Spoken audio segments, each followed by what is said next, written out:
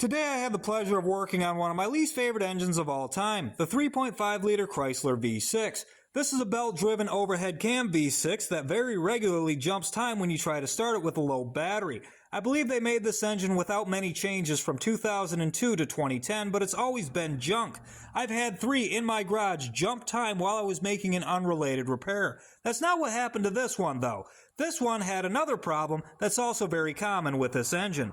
It has this twin dowel rocker arm setup that Chrysler likes to use on everything that they build. With a bonus, the lash adjuster is built right into the end of the rocker arm. An oil port on the inside of the rocker arm feeds that lash adjuster to keep it tight, while all the rest of the stuff just sort of bangs against itself, doing damage like you see right here. After it wears into these brackets far enough, the lash adjuster just falls off the back of the valve, usually knocking the keepers out of the valve and dropping the valve into the piston. Now obviously the answer is to replace all this garbage in here with brand new garbage to put in here, but I realize a lot of people don't know how to get these things apart. So let me show you. So obviously the rocker arms move freely up and down the dowels until they contact the brackets that hold the whole assembly to the cylinder head.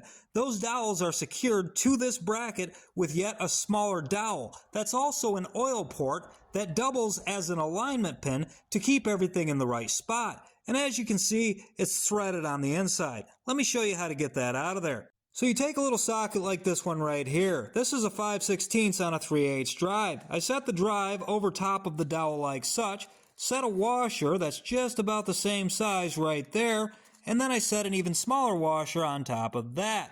Then I have a bolt that matches the threads on the inside of that dowel.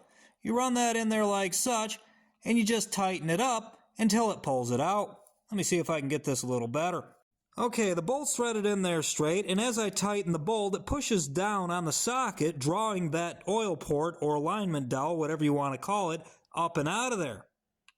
Once you've pulled that up about 1/8 of an inch, this holder will actually come off there. Then you can slide your rocker arms off, at least until you get to the next holder. Then you have to do the same thing.